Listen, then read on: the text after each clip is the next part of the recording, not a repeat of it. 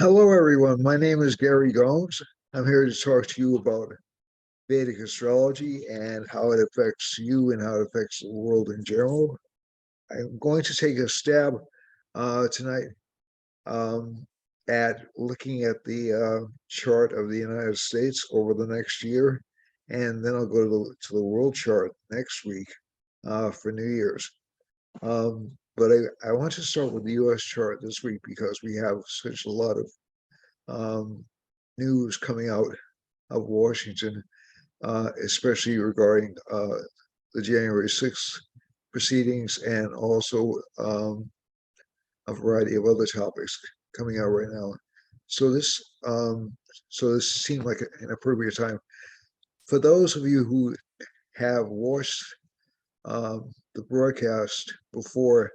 You know that I've been a Vedic astrologer for 30 plus years. You can look at my resume either on Facebook or I'm working on putting a link into the video. I do have better equipment, which for a variety of unexcused reasons, I have not yet set up. And but I promise I will do something about that next week. And also, we do have uh, new shows coming up. I'm planning on doing a music show. I'm also planning on doing a variety of other uh, more frequent astrology broadcasts and also more frequent writing. I am working on a book. I am working on getting my school up and running. So if any of you are interested in learning Vedic astrology or in getting a chart done, please contact me at my phone number is the best way to contact me. But again, like I said, you can find me on Facebook, Instagram, YouTube, um, and my phone number is 508 525 0001. You can text me at that number. Again, that's 508 525 0001. And you can also email me at neivas@comcast.net or else at Gary Gomes G at gmail.com.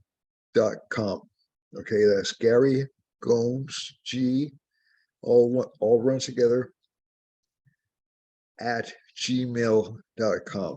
Okay, so the advertisement's out of the way, and I only get to it because this is going to be one of the last broadcasts of this year before we get into it. And next year is in Chinese astrology, next year is the year of the water rabbit. So we'll talk about that a little bit next week, and we'll also talk about what that means for people as well. Okay. Um, so so let's look at the chart of the United States just quickly. And there's one thing I want to draw your attention to in this chart, and that is we've been in a really.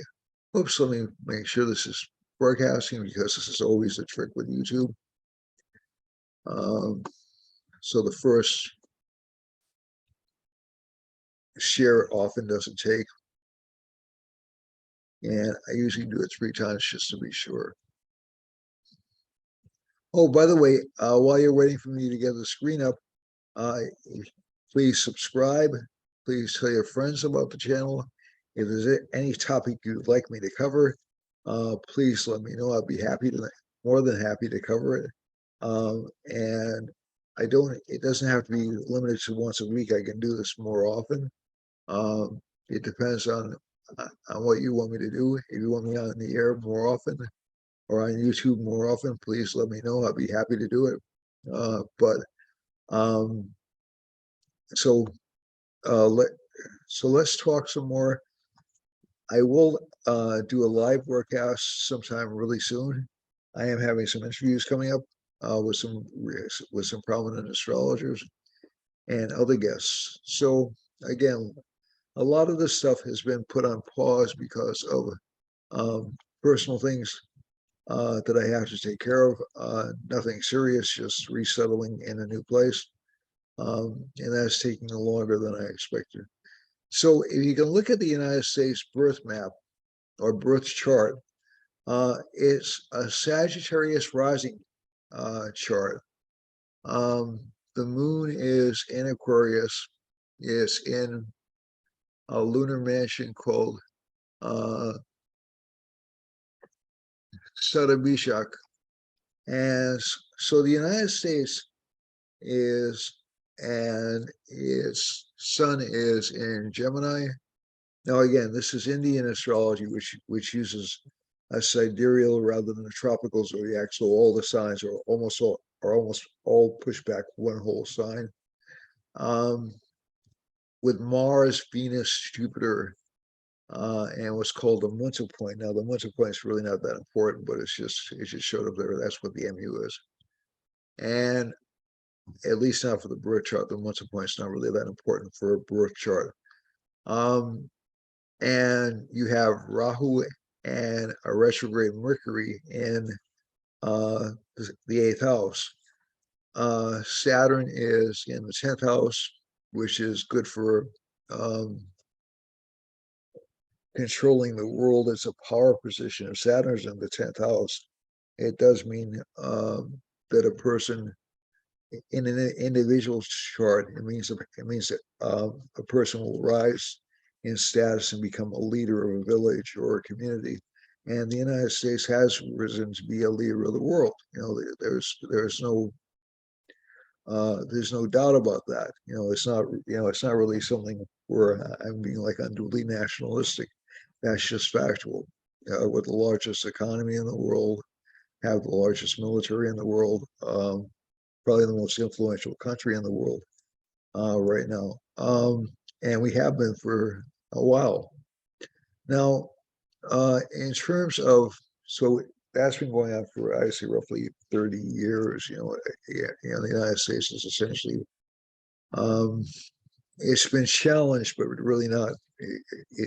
Now, it doesn't mean we're invulnerable and we can never be defeated, but essentially right now we're the most powerful entity on the earth. Okay, so that's all I'm saying. That's right now. That's right at this minute. Now, it's interesting because at least according to the chart, and this parallels some Western astrology observations, we're in a Rahu major planetary period. Now, Rahu is the North Lunar Node. Rahu indicates a period in history in which a nation goes through a major transformative period. And the last Rahu Mahadasha was, and again, some Vedic astrologers don't like this particular use of the major planetary period system, but it works quite well for me. And Rahu's in the eighth house. The eighth house is a time of death and rebirth and transformation. The first Rahu period the United States encountered was during its Revolutionary War. The second Rahu period in the United States encountered was during the Progressive era, around the time of Teddy Roosevelt and all the way up to roughly, just about the time of Wilson's presidency. We left the Rahu major planetary period roughly shortly before World War I, shortly before we entered World War I. And I think one of the things this kind of underscores is the role that Jupiter has in this chart in making war. It's always been interesting to me that a lot of Vedic astrologers don't look at Jupiter and say, oh, well, that's a war-making planet, because and especially for this rising sign, especially since this Mula Trikona sign is in Mula Nakshatra, and Mula Nakshatra is connected with destruction and rebuilding. So I think one of the explored aspects of Jupiter is that it enters into holy causes or causes to restore justice or the peace. I watched it, especially in the United States history. It's contributed to a lot of, and also Venus. Venus was a major planetary period when we were in the Civil War. So, um, so just for that sake, so we're not really in a Jupiter period right now. We will be in a Jupiter period on April 26, 2023. Right now, we're in a Rahu period. And what that means is we're really delighting in finding things wrong with our government and with each other. So if you look up here, you can see we're in this Rahu, Saturn, Rahu sub-period right now. So this is why we're seeing a lot of the activity connected with scandals and connected with reform, sort of like all hitting the fan at the same time. So this is so December 12th, we entered a Jupiter subperiod. Now this is only approximate because this isn't an exactly fixed time, but it's as fixed as I can get it. And so that essentially let out a large pathway to, attack and fix what was perceived as wrong with the last presidential election, and there's also a desire for revenge or bringing to justice of people like Donald Trump and other people who were associated with the January 6th event. And also, you have a lot of people just sort of like from the other side, you have people wanting to fight it. You have people wanting to do the right thing, wanting to fall in line. You have people who are more traditional, trying to reassert authority, like Mitch McConnell in the Senate. And you also have people kind of attacking people who are trying to change things or reassert tradition, like Elon Musk. Now, again, I'm not viewing any of these. I'm not taking sides with any of these people. I'm using these as examples. And also, what this does in terms of the United States is sort of like a reassertion of national identity. It's what we describe ourselves as. The interesting thing of this is I think a lot of this is going to get stalled by January 2nd through April 24th. And we'll see actually some action taken around mid-April, to actually bring a lot of these matters forward, maybe even an attempt to get us involved in a war or some kind of a conflict. And I think both those things, because of where Jupiter will be in transit, will essentially just lead to frustration. There'll be a period around the end of April, in which, so we'll have, so I'm going to loop this back into another discussion in a second, but other things will be in our mind between April and roughly August, because essentially what we'll see is the United States will be suffering from kind of an economic panic around April 24th through August 9th. And that's largely because of, I'm sorry, between April, and September 9th, my apologies, and September 9th. And that's largely because Jupiter is going to be very obstructive this year. So Jupiter's essentially the planet for growth, for progress, for moving things forward. And it's going to be in conjunction with the North Lunar Node Rahu around that time. Now that means some events will move very, very quickly. So you may see a prosecution take place very, very quickly, or you may just see the entire thing just thrown out as being worthless. And I think when that happens, I think there'll be a temptation for people to get involved in violence, especially between April 14th and April 24th, and also between August 11th and September 9th. Those look to be potentially two violent periods for the United States. The other thing is, this map indicates the communications patterns of the United States are not necessarily the most trustworthy communication patterns. What do I mean by that? Well, we have the planet connected with communications is Mercury, excuse me.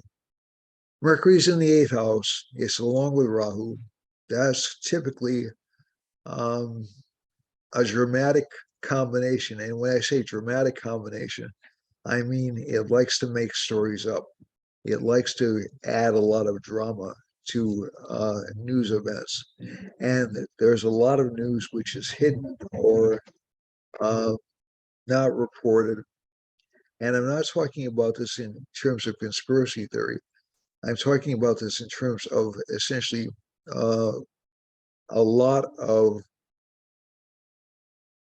government doesn't think it's necessarily essential for you to know everything that's going on. And they're actually right about that.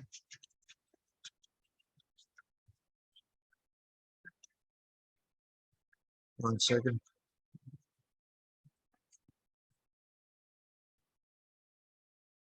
Hello? Hello? Gary? Yeah. Gary? Yes. Oh, God. I'm right here, Ginny. Yeah, you still have the big gray carpets down there, right? Yeah. Oh, okay. Just checking, that's all. I don't need them. Okay. Just check. I'll get them tomorrow, okay? Okay. Bye. Bye.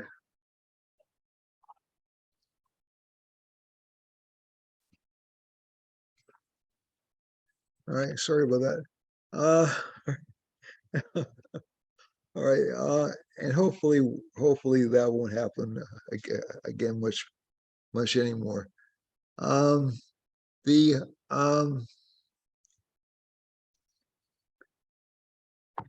major thing that we're looking at in charts is okay. So essentially, but this actually also means our communications media, and again, like I said, right or left, really can't be trusted. I'm not saying that to be nasty. I'm just saying that to be honest with you. It's there's a lot of information that's hidden. There's a lot of stuff we are told, and I think, and also in terms of power, since the 4th house is a house of power, and the 7th house is a house of enemies, we have a lot of what I would call shadow enemies. We have a lot of enemies which really aren't enemies, but we're taught they're enemies.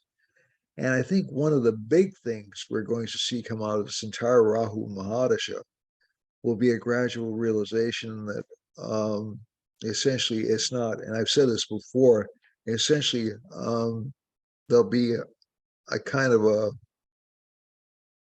eventually, not right away, but maybe even starting about a year from now, there'll be a kind of a change or a shift in power towards more popular, or sort of like a coalition of populist and progressive causes trying to reclaim authority. So again, this is not, I'm not saying it'll be a revolution. I'm just saying it'll be more of a more of a realignment. And I think that's coming more and more. I think a lot of the stuff, especially after during this sub period, a lot of stuff which is hidden will be hidden and manipulated by both sides. You know, I'm not biased on one side or the other. Will come out quite a bit, and around March of next year, you'll see efforts at reform in that particular direction. So I think that one of the things I draw your attention to is there's going to be an eclipse in Libra in April, and that'll cause a power shift in the United States. I don't know what that'll take. I don't believe that's going to be a violent overthrow or anything like that, but there'll be a power shift in April. And also, you'll see a change in leadership and a call for responsibility, in a lot of leadership positions. So watch out for April and May in particular. Those are going to be important months. The other important month I think you're going to see is around November of this coming year, and October to November of this coming year. But the other thing I do have to say is there will be a little bit of an economic downturn, and this will be Saturn in the same sign with the moon, and it'll probably last more or less for about 2 years. The United States is in what's called a 7.5-year period of Saturn. It doesn't always manifest as a recession. This 7.5-year period of Saturn doesn't always manifest as a recession, but it does cause some kind of either economic overexpansion, or else some kind of a scandal connected with the government. So we're going to be right in the middle of it over the next couple of years. And I think around 2025, 2027, we're going to see a general shift in balance of power. And like I said, I think you're going to see some rather surprising coalitions. Okay, so let's go on to the chart for now. Also, one thing I would watch out for over the next few months is a lot of investigation. This is consistent with another party getting the majority in Congress, but a lot of investigation of media and social media over the next year or so. So I think it'll be an interesting period to look at media and social media, and a lot of disruption in social media as well over the next year and a half. So this will be fascinating. You will see some threats to America's power and position towards the end of the year, mainly because of K2 passing over Virgo. But again, it'll probably be more of a diminishment in status than an out-and-out overthrow of the United States position. So let's go to the chart for now. And we have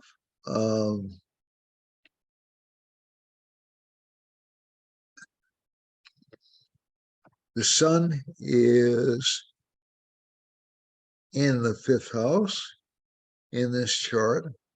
So interestingly enough, I've been talking about the government a lot during this broadcast. The sun is in the 5th house. This indicates the government's past actions. The Mars-Mercury aspect in this chart, Mars is aspecting Mercury. Again, some potential for, and unfortunately, I've seen a lot of this over the past few days. A lot of earthquakes. California has some, and San Francisco has some aftershocks. and there were also earthquakes in other parts of the world. And this combination will continue really until probably continue through mid-January, unfortunately.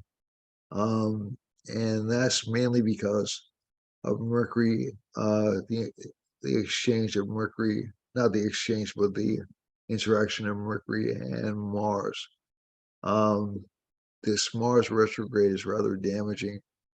And its aspect on Mercury is number one, it affects politics. So you're going to see a lot of lying and a lot of jockeying for political position right now, but also and also some stupid decisions being made. Saturn's aspecting Jupiter. There's a desire for punishment on both sides of the aisle without really figuring out what's best for the country. That's one of the remarkable things about this particular aspect. The other thing is you have K2 in the second house, so that's disruptive to the economy, or K2 in Libra. That's still going to be disruptive to the economy until the end of until really around September this year. And Rahu is going to be disruptive to leadership until around the end of this year and going into next year. So this is going to be kind of an interesting time for the world overall. In addition to the United States, we're going to see a lot of shifts in leadership again, as I've said before, really lasting, I would say, pretty much at its most intense until around September, but continuing for another couple of years. And nothing to do with Pluto, but much more to do with what Rahu is doing in the chart. Pluto is disruptive. It's in Capricorn. That does indicate shakeups in leadership, but if I'm using a Western astrology concept, but also I think one of the things to keep in mind is these transformations can seem harmful or difficult at first, but they usually end up in big reform. And so that's one thing to look forward to. The other thing is, so this can mean reform of economic systems, reform of institutions, and maybe even before the end of the Rahu Mahadasha for the United States, a change in the Constitution or even the system of government. So I'm not saying there's going to be a fascist or a socialist government in the United States, but there will certainly be changes. The other thing is, and again, keep in mind, the United States has been moving slowly but surely towards, well, it's always had this kind of a government, although we've never really wanted to admit it, but a government of elites or power brokers. And depending on who's in charge, which group of power brokers tends to get control, those are the people who direct most of the country. It's not so it's not really the democratic part of it is not illusory, but it's really indirect. And so there are always, and as I said, the United States, there are always actors behind the screen. It's like the Wizard of Oz. Pay no attention to that man behind the curtain. There's, and I'm not saying that, I don't think this is anything shocking to anybody, but we have a democratic system of government, but it's manipulated by a lot of different interests and people. And I'm not talking about any particular special interest group, but basically people who have a lot of money and a lot of influence. So it's really, we really aren't. Um, the word for it is essentially a plutocracy, so essentially controlled by the very wealthy, and that's essentially been most forms of government throughout history. That's not really unique to the United States. We have some control over the direction the country takes, but it's really not it's really not it's not as democratic or even as representative as we think it is. And so I hope I don't get banned from YouTube for saying that, but that's really the essence of it. The other thing is, during this period with Jupiter in Pisces, a lot of Jupiter in Pisces tends to form a certain amount of idealism in the culture. So there's this very strong feeling of, I know what's right and I know what's wrong, and I can address that. Saturn aspecting Jupiter essentially gives a rigidity over what's right and what's wrong. So that I'll actually be grateful for when that transit, when Saturn aspecting Jupiter ends, to be honest with you, because I've always felt really uncomfortable with absolute rights and wrongs. I see a lot of gray in the world. The Sun, Moon, Venus conjunction, especially for Sagittarians, a lot of pressure on them this month, a lot of optimism. That's a good thing. But a lot of desire for reform and a lot of desire to change things, to just make things right again. And that's a good thing. But again, make sure that you don't lose any semblance of order. The Sun's in Mula Nakshatra, and I think one of the things about this combination is this is pretty good for Venus and Mercury together, pretty good for maintaining a sense of humor, but as Sun there, the Sun itself, the government is very harsh right now. Also, so let's go to the individual signs. I don't want to spend too much time on this. Aries is, so again, big things I watch out for would be earthquakes, humiliation of public figures, and also what I would call weaponization of media. Okay, so and these are all things that I'm sure we're all aware of, but also this K2 in Libra is going to affect trade pretty severely over the next few months. So there'll be hidden supply chain problems that we're not really that aware of right now. And I think one of the things that disturbs me about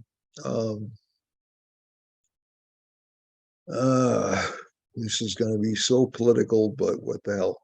One of the things that disturbs me about what the Fed is doing, what the Federal Reserve is doing, is it reminds me of the old allegory that if the only tool in your toolkit is a hammer, then every problem becomes a nail. And these are still supply chain issues we're facing. That's one of the things that's causing inflation. We still have too much money chasing after too few goods, and also the supply of gasoline has been artificially increased over the past few months. So I'm just worried about what's going to happen when we're in a situation when interest rates are high and we still have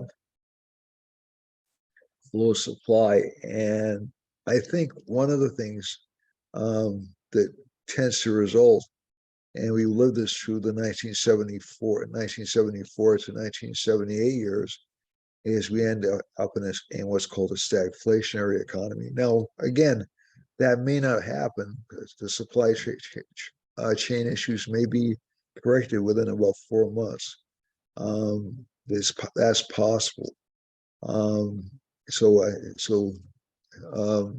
cross my fingers, and hopefully that'll be addressed. But I have a feeling they won't be, and the planets tend to indicate they won't be. So let's get on to the chart, and let's get to it in terms of how it's going to affect you, the viewer.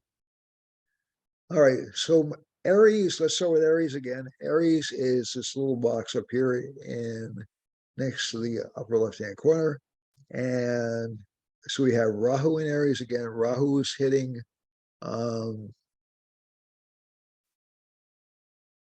Bharani Nakshatra, so that's what they call, it's a death nakshatra, basically, or it shows an ending of power. And it also indicates a loss of image. So basically, if Rahu's going through Bharani Nakshatra, that will tend to mean that Aries will be a little bit upset about financial growth, be concerned about his image. Mars is in the second house, and I think you'll also see a lot of concern about month, fear that the person's going backwards, but also there's a new chance to make new money through new opportunities and through being aggressive. Getting back to the essential parts of the chart, K2's in the seventh house, and K2 in the seventh house usually indicates some disagreement with relationship partners. K2 is in Swati Nakshatra, which is a nakshatra which bends and but has the strength of the wind. So a lot of things will seem very flexible over the next few months.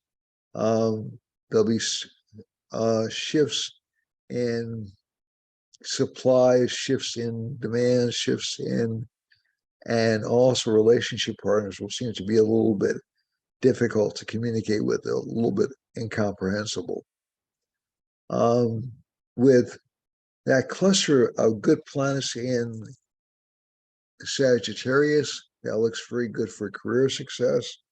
Saturn in the 10th indicates a lot of people with this sign placement will be having a lot of luck with work and having a lot of luck with spending money. Okay, so there'll actually be a lot of effort to maintain position with this combination, but ultimately this sign will. But Taurus has Mars in the first house, so difficult placement for Taurus. Taurus will have relationship issues. It will be very attractive to people around it. People with strong with Taurus moons or suns or rising signs will seem very attractive, and they'll also have a lot of secrets. They'll also seem to have a lot of secrets, and a lot of money will come in from relationship partners. There is, however, a little bit of a disadvantage to the sign in that they may be so stubborn and so strong-willed that they can be easily used by other people. They won't entertain the possibility they could be wrong, and that'll be a little bit difficult for them. For K2, again, problems with health, especially with wind or respiratory issues. Moon, Venus, Sun, confidence issues if these planets were in the 8th house, maybe even hidden relationships. Saturn's in the 9th. That tends to give good luck to this sign.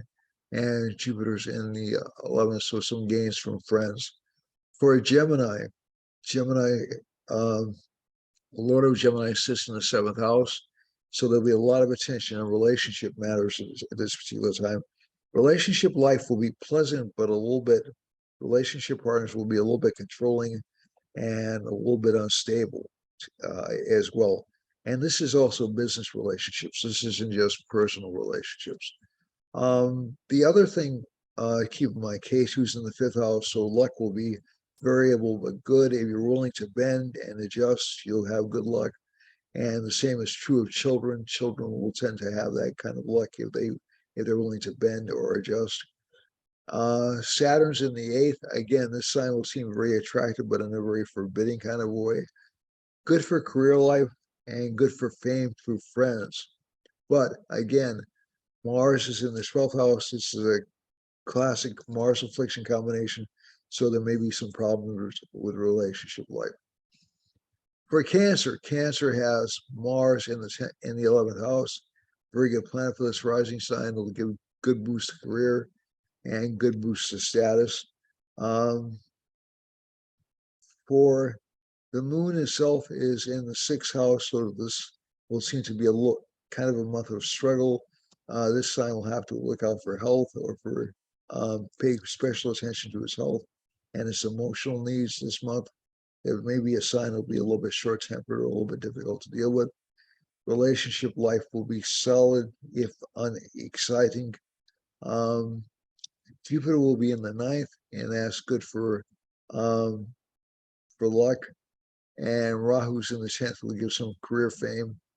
Mars in the 11th will give exciting or unusual friends. Leo has Mars in the 10th, so that's good for career life for this sign. K2's in the 3rd. No worries about chasing after desires. Venus, Sun, Moon, and Mercury are in the 5th house, so that's kind of a good combination for financial luck and financial improvement for this particular rising sign, and also career growth. So a lot of things you put energy into in the past will show fruition this month. Saturn's in the 5th house, some difficulty with reclaiming credit. You'll have to remind people of everything you've done for them.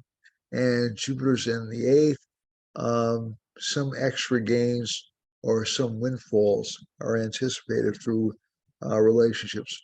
Rahu's in the 9th, good for career growth, and career life looks excellent.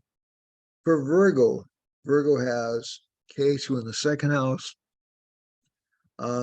and that gives some money issues, so maybe not as much money coming in as you would normally expect, but with this cluster of planets in the 4th house, you'll get a lot of requests for education, rises in status, maybe even recognition in the world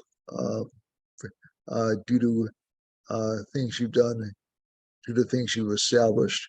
For this sign, it's a good time to establish new businesses or start new businesses. But you have to be willing to work hard. Saturn in the 5th will tend to make work very, very hard. Jupiter's in the 7th house. Good time to attract new partnerships over the next few months, especially after January 23rd, but you can start working on them now. Rahu's in the 8th house, strong desire to learn more about backgrounds and more about secrets and learn, or just insatiable desires to learn things that you were interested in before. Mars is in the 9th house, good for gains through aggressive action. So this sign should exercise more. It's overall, it's not a bad chart for Virgo. This is actually a very good chart for Virgo. For Libra, a lot of desires, a lot of ambitions, especially career-wise and financially, are popping up in the sign. A lot of desire for knowledge, a lot of desire for increased growth. Mars is activating all these signs, so that's all these planets, so that, so essentially this sign will accomplish its goals this next week and this next year. Saturn's in the fourth, there's still this feeling of being tied to the house, of being tied to the home, and not being able to do what you want to do. Just be patient and persistent, and it'll pay off within about a month. Jupiter is in the sixth house, so enemies will act like friends, and they'll be relatively minor enemies, but you won't feel like they're enemies or issues that you have to address. So just be wary of being too lazy or too good, uh, for lack of a better word, because you have to be a little bit selfish to succeed. Just put it that way. Mars is in the eighth house, good gains from properties. So overall, not a bad chart for Libra either.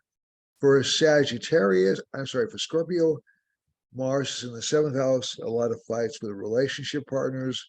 Sun, Moon, Venus, Mercury in the second house, good for financial gains for the sign, about time.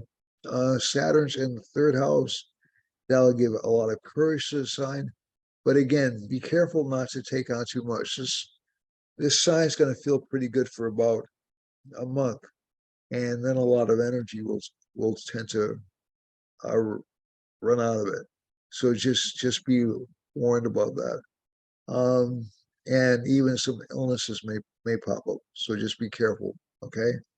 But Saturn's in the third house, so a lot of desires. This signs we're working for will be fulfilled, but there will be a decline in status next year. Jupiter's in the fifth, so it's a lucky period for this sign. Again, like I said, a lot of things that you want to do them within about the next 3 months or so, while you have that energy behind you. Okay. Rahu's in the sixth, you'll have enemies who are jealous of you. Mars is in the seventh, you'll have open enemies, but that's not unusual.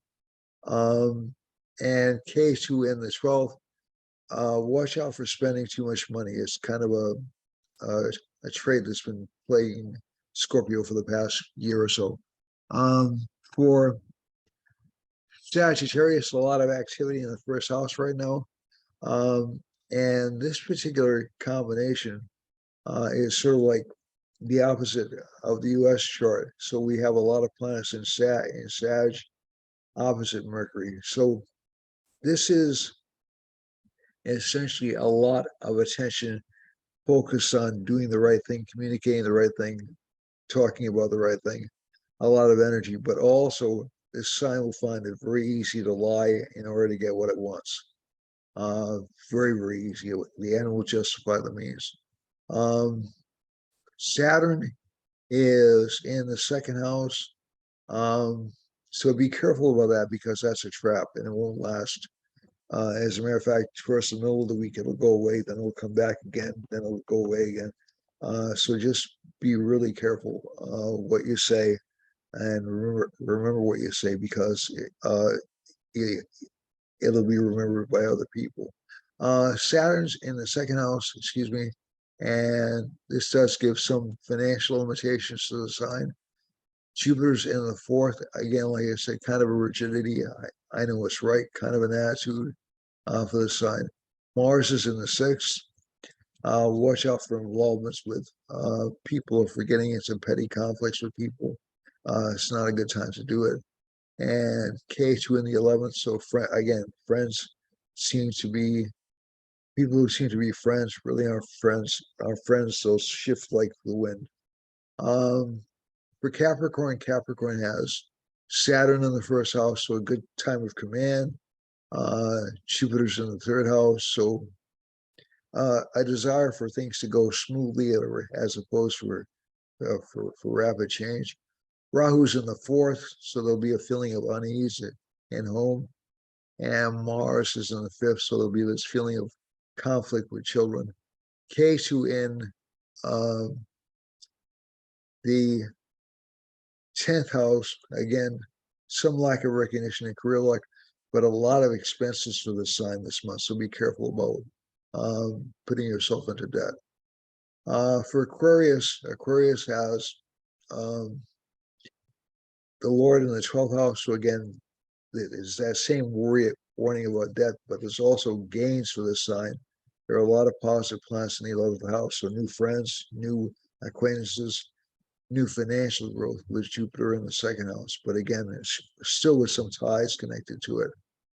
And Mars is in the 4th house, so there will be some arguments with relationship partners. And K2's in the 9th house, so luck will be uneven. It will be there, but it'll come in spurts. So this isn't a bad chart for Aquarius. And Jupiter's in the 1st house for Pisces. Rahu's in the 2nd house, still wants more money. Mars is in the 3rd house, not afraid to go after it. K2's in the 8th, so some worry about people stealing from you, and a lot of career focus and slow career gains. Now, I'm not going to have much time for the map, so I'm just going to go through it quickly.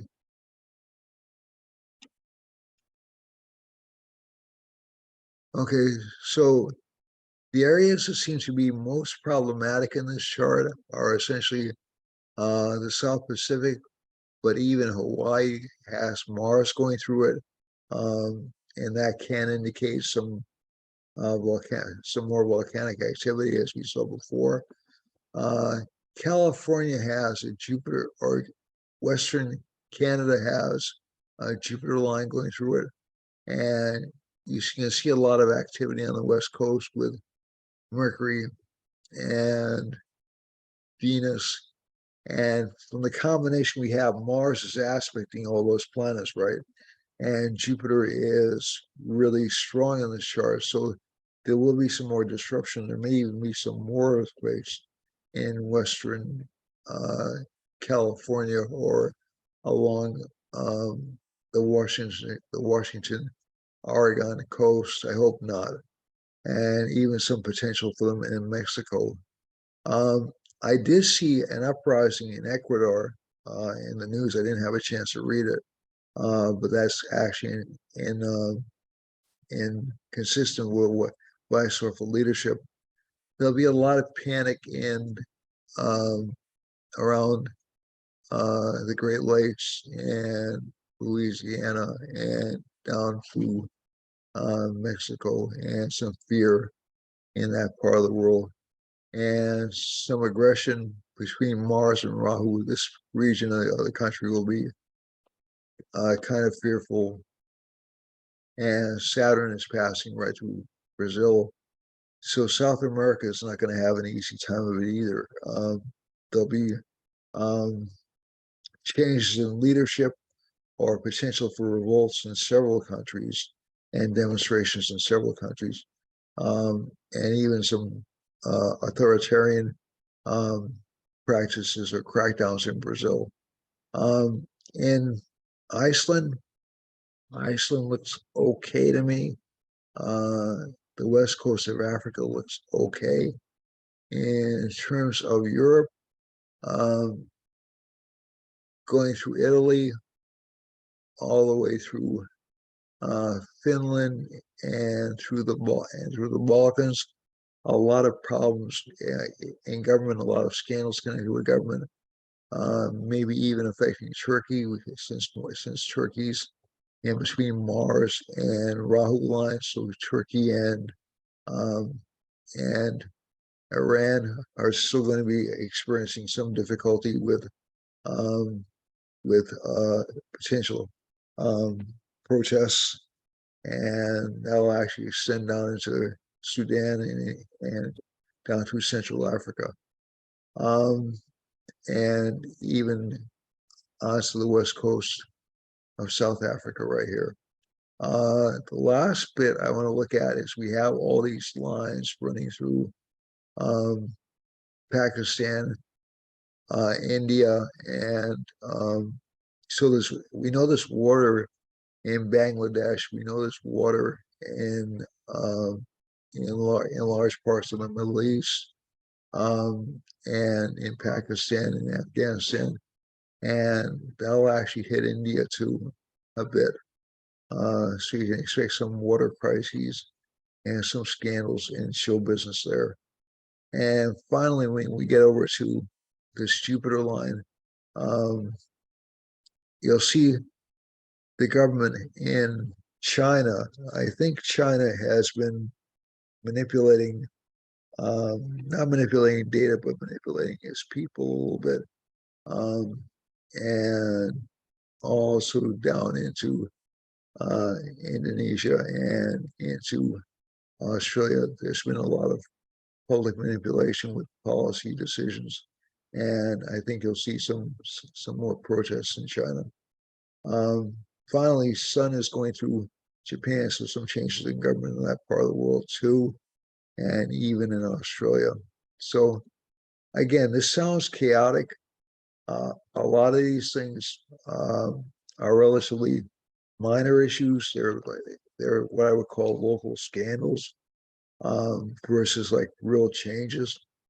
The ones that I am kind of worried about, though, or kind of concerned about, is this Saturn line running through intersecting Jupiter near Korea and near China, excuse me, and this Rahu line running up through Iran and into Russia, because those are very disruptive lines, and this Rahu line running through the Great Lakes region and affecting South America. Okay, so South America is between Rahu and Saturn, so that's really a kind of a disruptive period. So that's it for this week. Please, thank you very much for watching all year long. I'll be back next week, and until then, stay happy, stay healthy. Namaste, and I love you all. Thank you very much for watching, and thanks for your patience with me. Bye bye, everyone. Contact me if you want to talk about something. Leave comments, okay? Thanks, folks, and subscribe. Bye bye. Thanks a lot.